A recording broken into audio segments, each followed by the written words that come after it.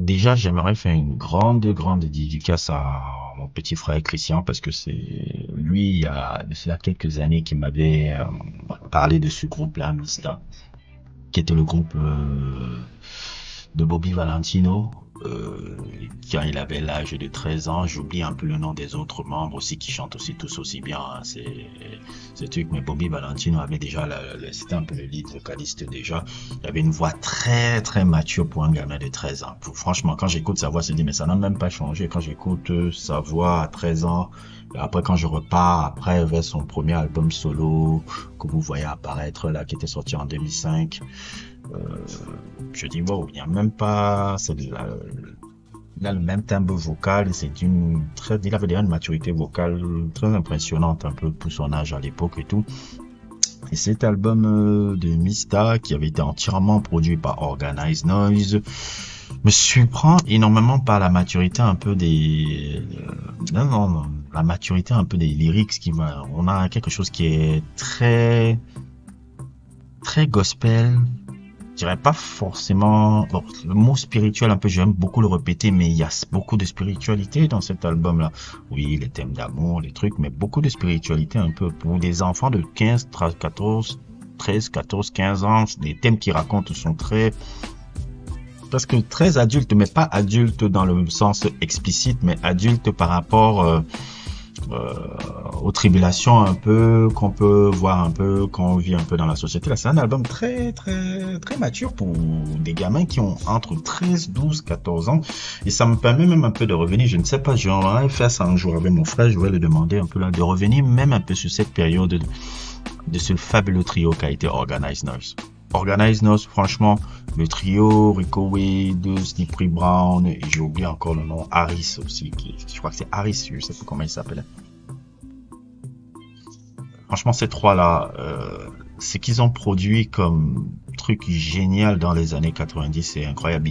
Parce qu'il n'y a pas que cet album-là qui n'a pas eu, malheureusement, comme je veux le dire, un peu le succès,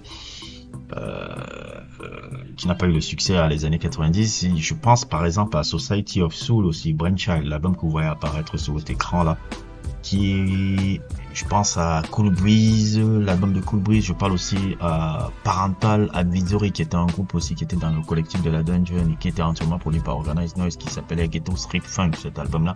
Il y a plein d'albums dans ce collectif-là qui n'ont pas, parce qu'on parle toujours de Outkast, on parle souvent de Boogie Mob, etc. Bah, dans une moindre mesure, on évoque un peu Future, parce que Future est un membre de la Dungeon Family. D'ailleurs, même un des cousins d'un des membres de Organized Noise, qui était Rico Wade, Stipis Rico Wade. Je crois que j'ai fait un sujet sur Rico Wade il y a de cela quelques mois aussi. Je vais ressortir là. Si vous n'avez pas vu, n'hésitez pas à regarder le lien en description.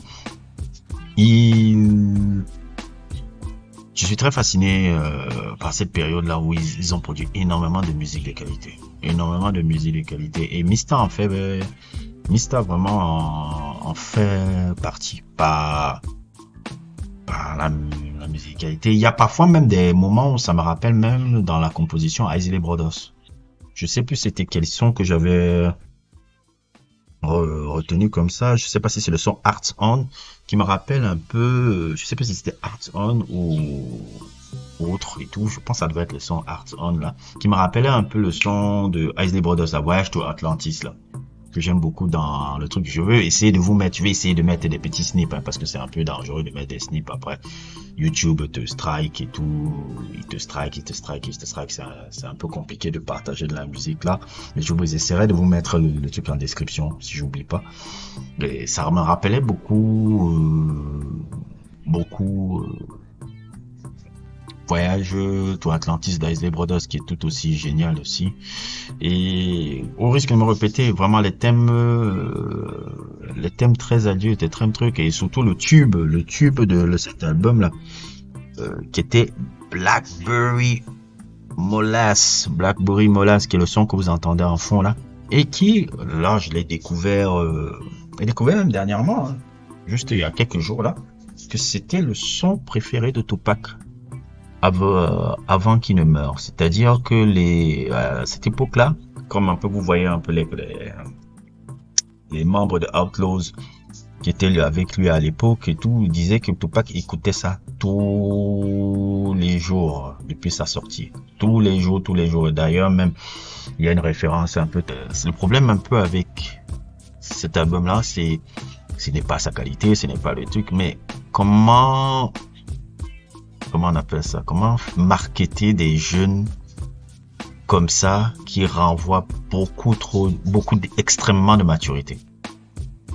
C'est-à-dire que les lyrics sont d'une maturité que je ne vois pas un jeune de leur âge même essayer de relayer à ça. Parce que je vois, c'est des adultes qui ont relayé beaucoup plus à ces morceaux-là. Mais pas des jeunes de 10, 15, 14, 13 ans, surtout dans les années 90, là. Je vois pas des jeunes de 15 ans écouter ça et apprécier ça. Parce que c'est trop mature.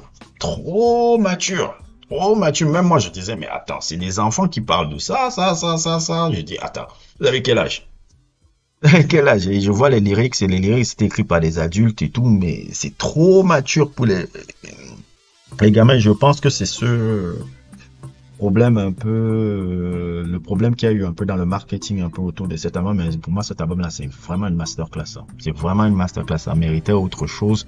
Ça méritait un truc. En tout cas, si vous ne le connaissez pas, si je vous le fais découvrir, c'était un peu mon sujet du jour. Je voulais faire un petit sujet tranquille, un peu comme ça, là, sur cet album-là que je suis un peu depuis quelques jours, là, parce que je ne fais que le répéter. Mais je pense qu'avec mon frère, on va revenir un peu sur la période de la de Organize. Donc, j'essaierai de faire un truc de discussion avec lui, un peu avec Mista par rapport à ça. Même pas seulement Mista, mais tous les albums sous-côté de Organize Noise. Ça, j'essaierai de faire un gros sujet sur ça avec lui. Je pense que ça pourrait être intéressant aussi pour vous et pour les auditeurs. N'hésitez pas à liker, n'hésitez pas à vous abonner et à plus pour d'autres aventures.